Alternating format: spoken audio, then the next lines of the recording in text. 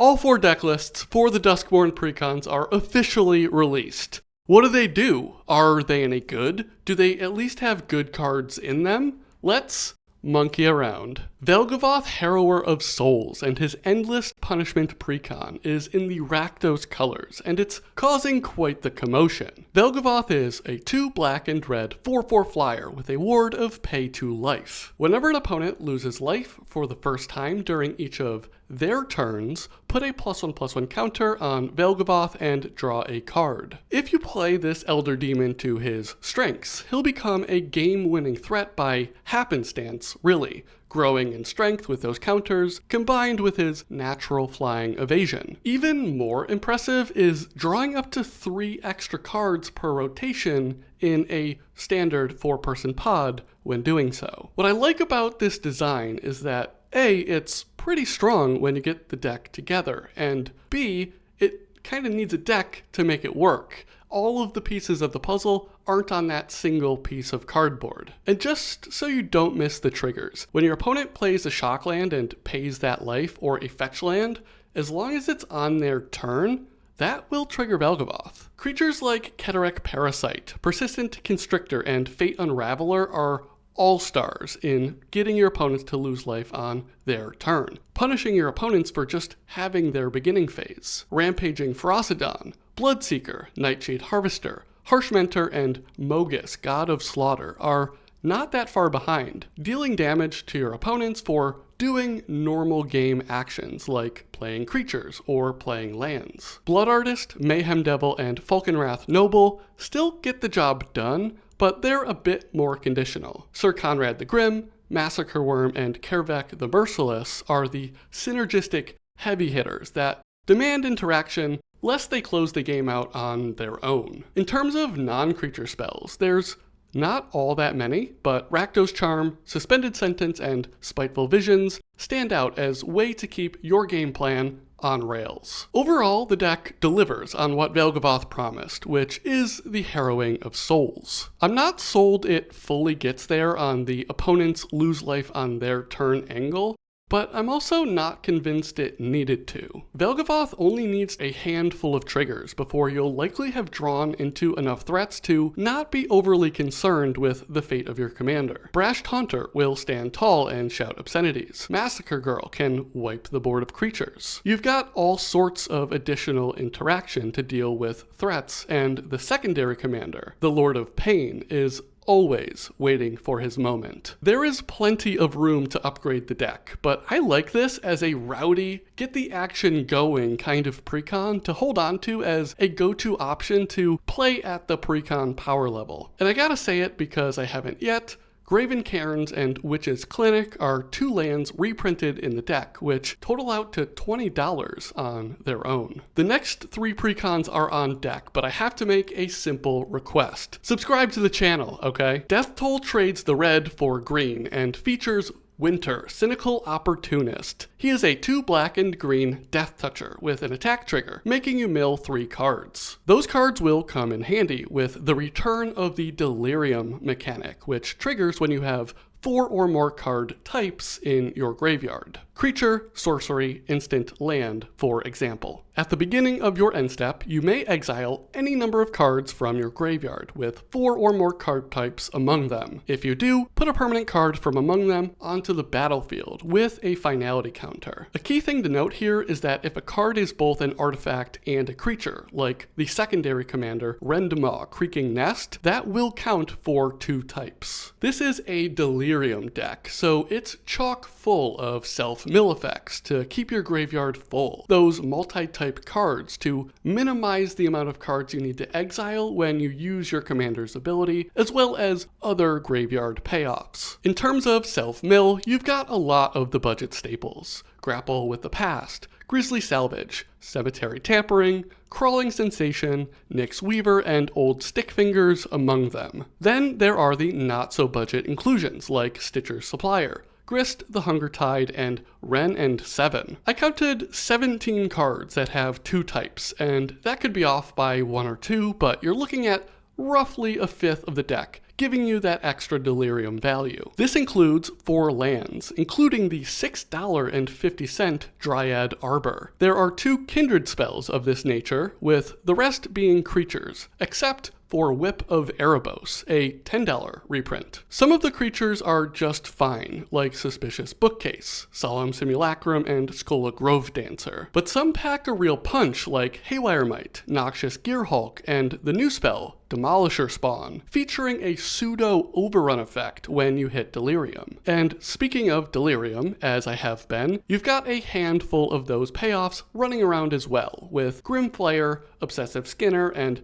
Ishkana, Graph Widow, being the most noteworthy. To keep it real with you, I was worried about the inherent anti-synergy of the commander, needing you to have Delirium while demanding you exile cards from your graveyard to resurrect that permanent. When playtesting the deck, I was pleasantly surprised to not find all that much tension there. As long as you hit your self-mill cards early, your engine keeps going, and it can go surprisingly fast. Throw in even a small package of dual-type spells, and you'll be reanimating to your heart's desire. Speaking of reanimating, Reanimate is reprinted in the deck, as is Titania, Nature's Force, and Professor Onyx. Animatu makes her second appearance as the primary commander of the Miracle Worker Precon, this time as the Veil Piercer. She is a 1 white, blue, and black creature that will have you surveil 2 at the beginning of your upkeep. This mechanic is showing up all over these days, and it comes in real handy here because her second ability gives each enchantment card in your hand Miracle. Miracle triggers when it's the first card you draw in a turn, and in this case, it reduces the casting cost by a generic 4 mana. Now knowing that, the game plan is simple. We kill the Batman. You know, manipulate library, draw enchantment every turn. Simple, right? The thing about Miracle is that it has to be your first card this turn, but importantly, not on your turn, and it doesn't care about timing restrictions. Set your library up to have an enchantment on top, with spells like Otherworldly Gaze, Telling Time, Ponder, Portent, Moonblessed Cleric, and Hellamar Depths. Draw those cards with Brainstorm, Brainstone, Thirst for Meaning, Arcane Denial, and I guess cracking your mana rocks? First note, drawing on your opponent's turn is kinda hard with how the Precon is built. I'm not gonna say it's a bad thing. In fact, for a Precon, it's probably good. I imagine it was intentionally designed to not go crazy out of the box, but I still can't help but to feel all of this power at my fingertips without a proper way to channel it. And while there are plenty of enchantments on the other side of that equation we could slot in, the deck list already enjoys a plethora of heavy hitters. One with the Multiverse, Shark Typhoon, Sphere of Safety, Extravagant Replication, Archetype of Imagination, Aetherios, Shroud Veiled, Fear of Sleep Paralysis, and Arvinox, the Mind Flail, to name, well, I guess more than a few. As a little taste of what this deck can do, in my playtesting, I was fortunate enough to untap on turn 7 with Animatu, Moonblessed Cleric, and Extravagant Replication on the battlefield, among a smattering of other permanents. By copying Moonblessed Cleric with the Extravagant Replication trigger, I was able to tutor up any enchantment I wanted to guarantee the most relevant play with a Miracle casting cost. Hall of Heliod's Generosity is another way to make that happen, with even less permanent investment. That's about a $7 land. And speaking of high-priced cards in the Precon, Inkshield has been reprinted as well and can be found in these 99. So much fun of Commander is doing busted stuff, and this Precon is begging you to make that happen. If you're that kind of gamer, or if you've stayed away from enchantment-based decks generally, I'd say you should give this one a shot. Jumpscare is the last Precon to talk about, led by Zimone, Mystery Unraveler. She is 2, a green, and a blue, with a series of landfall triggers. On the first landfall, you manifest Dread, which makes you look at the top 2 cards of your library, and having you place 1 face down on the battlefield as a 2/2 creature, while placing the other in your graveyard. I can tell you I'm not the biggest fan of face down anything, but card selection attached to it immediately piqued my curiosity. And for the record, if that face down card is a creature that you selected, you can flip it by paying for its mana cost. Okay, so that's the first landfall trigger. On every subsequent landfall trigger, you don't have to pay that mana cost to flip the creature. In fact, it doesn't have to be a creature at all. You simply get to flip a permanent you control face up. Off the top, the average mana value of the deck without lands is 4.21, which is the highest of the 4 precons, even higher than that Miracle deck we just talked about. Is that only Worldspine Wyrm's fault?